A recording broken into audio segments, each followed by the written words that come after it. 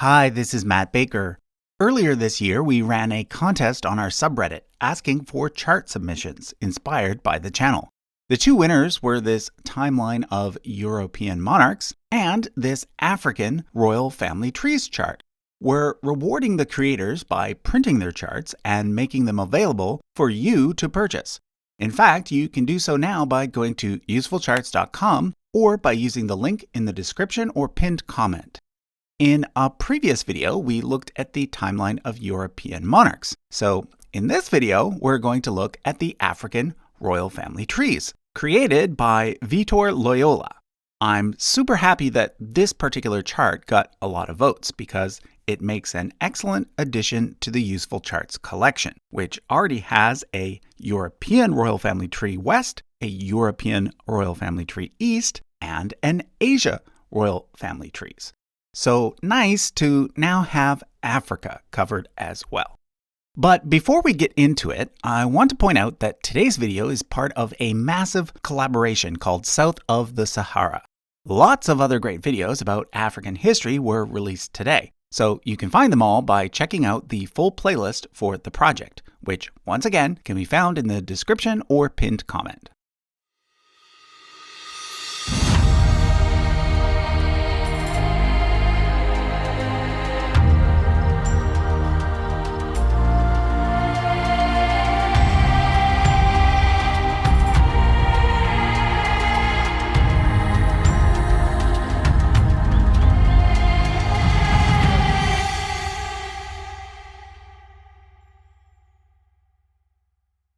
Let me first point out a few dynasties on this chart that we've already covered in previous videos.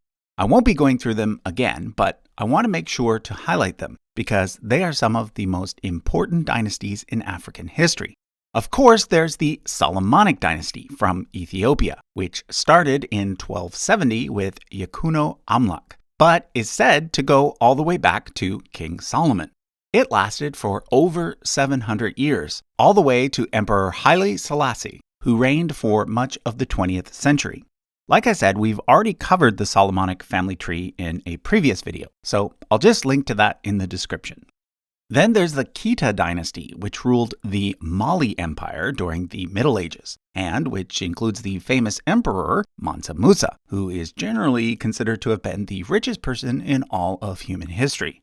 Then there's also the Zulu and Swazi dynasties from southern Africa, and the Alawite dynasty from Morocco in northern Africa.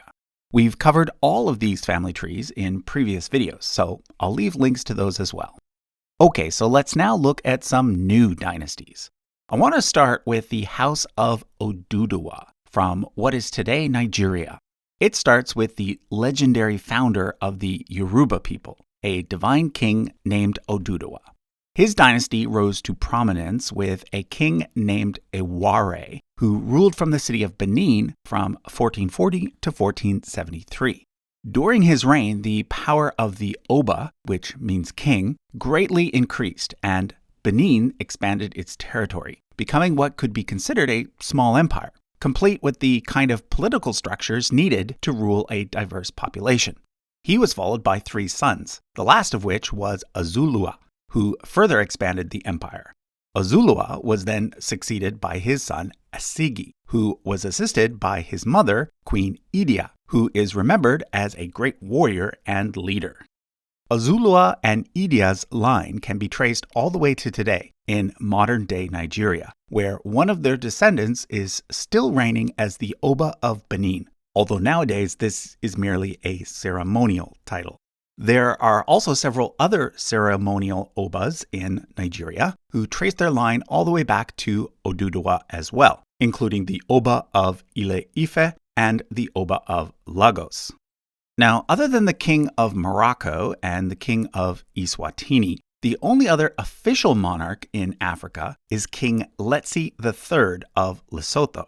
He is a descendant of King Moshoeshoe I, who established the Kingdom of Lesotho in what was then part of the British Cape Colony.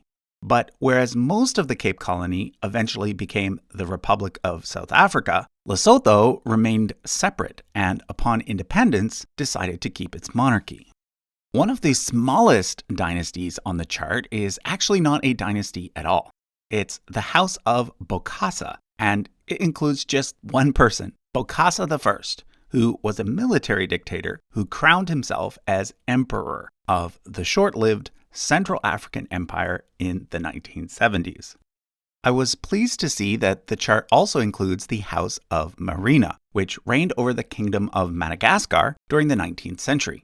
It starts with King Radama I, who was succeeded by his wife, Queen Ranavalona I. Now, interestingly, she was followed by her son, Radama II, who was officially the son of Radama I, but was actually the son of a high-ranking official, who the queen had appointed to be her prime minister. But things get even more tangled after this. Radama II was assassinated and replaced by one of his wives, Queen Rasoherina, and then after her death, by one of his other wives, Queen Ranavalona II. Then, when she died, the throne went to yet another queen, this time a niece of the former queen. All three of these queens in succession ended up marrying the same man, who also happened to be the prime minister. So it's not hard to guess who was the power behind the throne during this entire period. Anyhow, the kingdom came to an end in 1897, when it became a colony of the French. At this point, the queen was exiled to Reunion Island and then later to Algeria. Let's now move back to Central Africa and discuss the Lukeni dynasty from the Kingdom of Congo. The dynasty's name comes from the founder of the kingdom, Lukeni, who reigned from approximately 1390 to 1420. You can see here that he and his successors held the title Mani Congo, which in the Congo language means something like Lord of the Mountain. The person from this dynasty that we know the most about is Afonso I. This is because he left behind lots of very long letters addressed to the kings of Portugal, written in Portuguese. He converted his kingdom to Roman Catholicism, which is why he and all the subsequent Mani Congos have European names. But Afonso almost lost his chance to become king. He first had to fight against his anti-Catholic half-brother Mpanzu, who had the much larger army. According to legend, Afonso only won because 5 heavenly horsemen miraculously appeared in the sky, which is why the coat of arms of the Kingdom of Congo has 5 swords at the top. After Afonso's death, the kingdom was ruled by various different branches of the family, until eventually it fell apart due to civil war. However, interestingly, the dynasty ended up ruling a new territory, way over in Brazil, at least for a short period. This is because one of the members of the royal family, named Zumbi, was taken there as a slave, but then later escaped, helping to establish a large community of escaped slaves in a place called Palmeiras. Nowadays, Brazil has a holiday called Zumbi Day that celebrates the contributions of Afro-Brazilians. Also, nearby on the chart, you can see Changamire Dombo, who founded the Rosvi Empire in what is today Zimbabwe. Let's now go to the top of the chart. There you can see the Dugoa dynasty, which ruled the Kanem Empire in what is today Chad.